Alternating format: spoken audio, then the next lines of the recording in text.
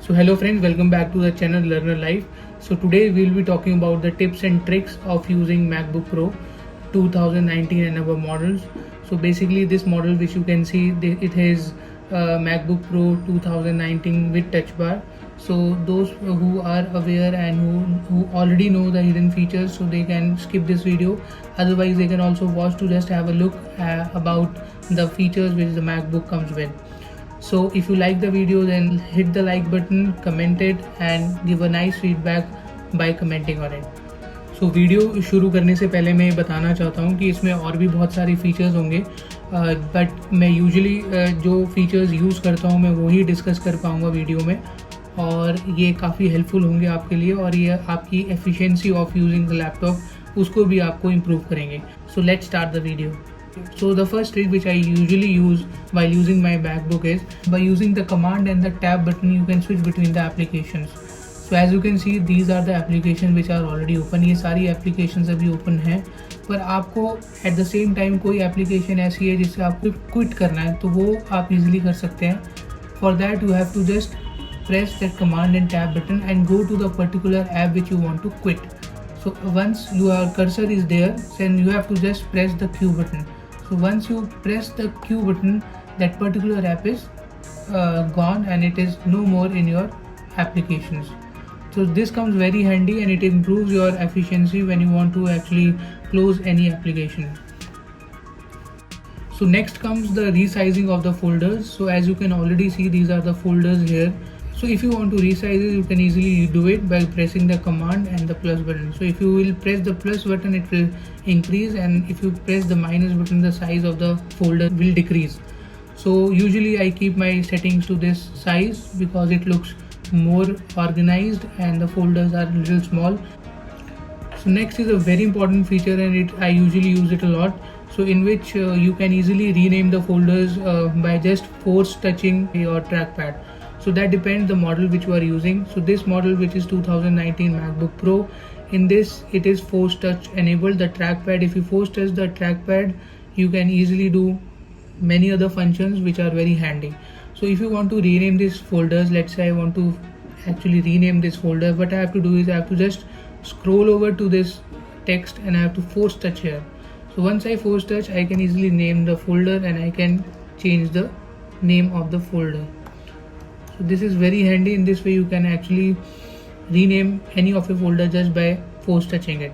There is one more thing which I usually use, and in this if I want to learn about any meaning of a word, so first I select it and then again by scrolling over it I force tap it. So automatically the dictionary gets open and I can easily see what is the meaning of that particular word. So I can do once again for you. So if I want to actually see the meaning of this word agency, so I have to just select it and then by force touching it I can just see the meaning of that particular word. So Apple has introduced this very important feature which actually helps you in organizing your folders. तो आपके जो desktop के folders होते हैं कई बार आपको unorganised हो जाते हैं, कई फाइल्स हमारी यहाँ डेस्कटॉप पे रह जाती हैं जो कि हम ऑर्गेनाइज नहीं कर पाते. So Apple has introduce a very nice feature which is called stacks. So in this, as you can see, I am already using this feature stacks.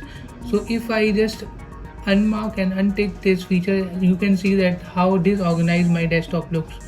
So after using stacks I can easily organize it, and the things like screenshots, images, films, they are actually automatically organized in their separate folders.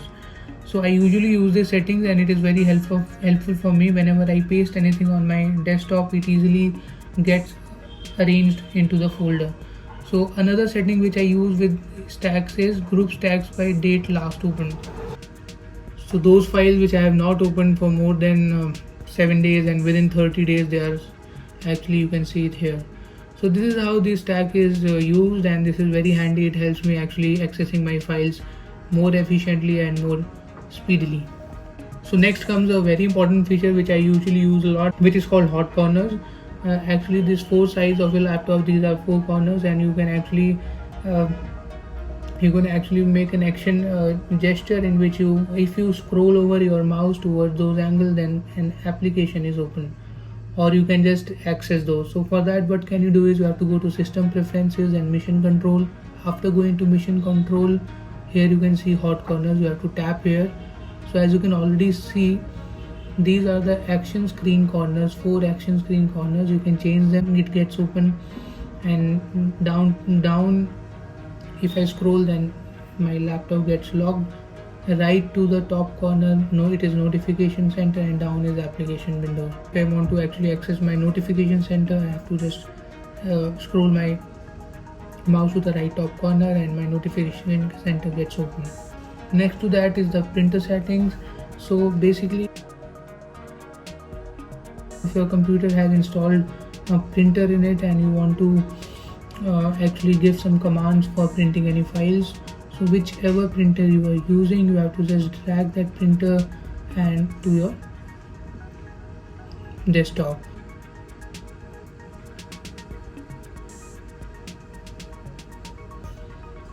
So automatically a print command is given, and right now my printer is not connected, so that's why it will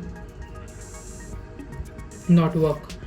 So a lot of you must be aware of this application called Spotlight. For accessing that Spotlight, there is this search button which is here, and anything which you can search here, and your computer finds it for you in your local files or maybe in the files which is there on the internet. So it is very handy. But most of you who doesn't know is that how you can access this Spotlight. So there is a very easy shortcut. So that shortcut is command and space bar.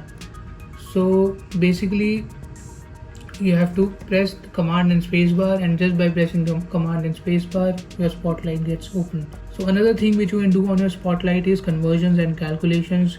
Like if you want to do some easy calculations, like any mathematical calculation, so you can easily do it, and Spotlight will give you the results.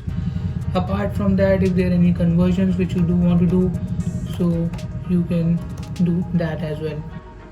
So next comes the touch bar settings. As you can see, here is this touch bar. So touch bar is very handy. So as you can see, I'll show you for making some changes in this toolbar. You have to go to settings, system preferences, and after going to system preferences, you have to go to keyboard, and after going to keyboard, you have to click on customized control strip. So here is your customized control strip. So Apple MacBook Pro comes with this default settings, in which you can see these are the toggles which are already mentioned, and they are pre-default in your touch bar. So you can actually use them and actually remove whichever you doesn't use, and those which you think are very commonly used by you, you can actually put them back into your touch bar. So for doing that, as you can already see, the touch bar settings which I have made for myself in this is the backlit light. So this backlit, so as you can already see, this is the backlit light. So I usually use the settings in which this corner is there for actually increasing or decreasing or dimming or brightening my backlit keyboard light.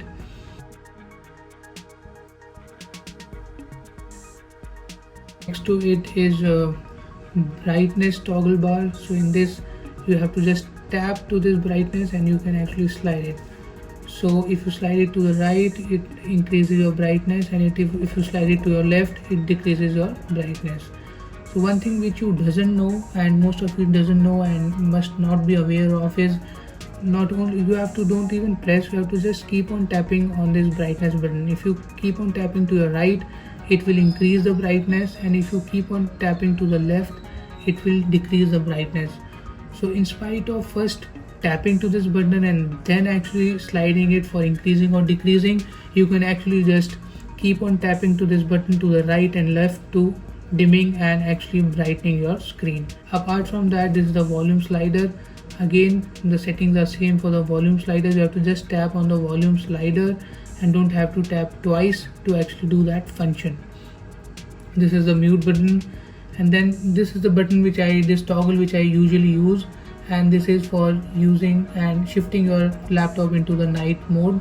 So after using it, you can actually shift your laptop settings to the night mode, and just by again detoggling it, you can actually put your laptop back to the day mode. So next to it, this screenshot button, in which you can actually see just by tapping on this screenshot button, these are the settings which are there. So if you want to take a screenshot of a particular selected window, so you have to just tap on that button and you can take that screenshot. Other than that, if you want to actually take a screenshot of a selected portion, so you have to select capture selected portion. By selecting it, you can crop the window which you want to select for the screenshot, and after doing that, you are good to go. So next to it is recording. In fact, you can do the entire screen recording and you can record selected portions. That all depends what is your need. And apart from that, if you want to use your system microphone, tap to the recording button, and after tapping to the recording button, you have to tick MacBook Pro microphone. So when you record your video, your microphone of your laptop will be used for recording your audio. So after the screenshot, this is the notification center. So basically, if I want to see my notification center, I just go to this touch bar and tap this notification toggle, and it opens my notification center. So next to it, you will find this show desktop. So usually when you are working with many apps, so when you work with many apps and you want to go to and access to your desktop, so it is very difficult. So at times when you want to, you can just put that toggle bar onto a touch bar and you can select the show desktop toggle, so you can easily access your desktop. So next to it is the sleep button. So if you want to put your laptop to rest, you don't have to do anything. You just tap to this button and your laptop is good to sleep. So I will tell you how you can do all this, change all these settings into your touch bar. So as I told you before, you have to go to your keyboard button, then customize control strip. As you can see, these are the settings. So you can easily drag these things, whichever you think you need a lot, you can just drag them back into a touch bar and you are good to go. You have to just click on this done button and your settings are changed, and whatever changes you have made, that are done. So the next feature is using the option of split screen. So usually when you work on two screens, like you are browsing something on your internet and at the same time you are working on some Word file, so actually you can split the screen and use both of these applications at the same time. So for that, what you have to do is you have to go to this button, and after clicking to it, you have to select tile window to left of your screen. So when you select to it, your window of your left gets designated to this file, and your right whichever another application which you are using. So in this way your screen gets split and you can work on both of these files at the same time. So next important thing, and which is very handy and I usually use it a lot, is of using this touch bar. So basically when you are playing some music, and like this is the music which you are playing, and if you want to go to the later part of the audio, so you have to just scrub it, and scrubbing is very easy here. So basically you have an added feature in which you can just, तो फिर अभी next feature जो आता है वो आता है smileys का. बेसिकली जब आप कोई भी टेक्सटिंग किसी के साथ कर रहे हैं या किसी को कोई मैसेज कर रहे हैं, तो उसमें कई बार स्माइलीज यूज़ होती हैं. तो टच बार के ज़रिए आप स्माइलीज को बहुत ईजिली यूज़ कर सकते हैं. सो बेसिकली ये स्माइली का बटन है. सो इसमें आपको कई तरीके की पूरी स्माइलीज मिल जाती है. It comes very handy and you can actually chat easily by using all these smileys, and it is very playful as well. So this is how you can actually use the feature of using smileys. Next आता है, ये भी बहुत important feature है. Basically this feature is only for those who are actually a part of the iOS ecosystem. So if you have a device which is already running iOS, you can easily copy paste between the text which you have in your phone or which you have in your laptop. So basically when you are writing any email, or if you are writing a page or any Word document like here, and I'm typing it here, if anything which I have typed here, I want it on my phone. So what you have to do is you have to just select the entire text, and by selecting it you have to click the copy button. So after clicking on the copy button, as you see, you can see another iOS device. So wherever if you want to paste that text, you have to just click paste. So once you will click the paste button, then whatever text you have actually written on your another device, that get easily copied into your another iOS device. Another important feature which is here is of taking photos. If you are working on any file and if you want to click a photo of any object, or let's say any kind of picture which you want to attach in your document, or you're writing an email and you want to attach some file. So you have to just come here and click right button, and after clicking on right button there is this option of using take photo. So when you will click on this button of take photo, automatically the camera application of your phone will get open. So when the camera application will get open, you can click that file, and after clicking that file there is this option of using this photo. So you have to click on the use photo button. So after clicking on that use photo button, you can automatically see that picture is imported into your file.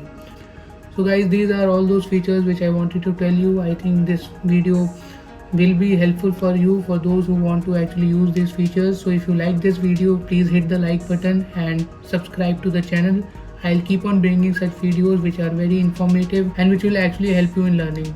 So that's all for the video. So if you like the video, please hit the like button, subscribe to the channel, and also hit the bell notification button so that you don't miss to any video which I bring to you. So thank you, thanks again.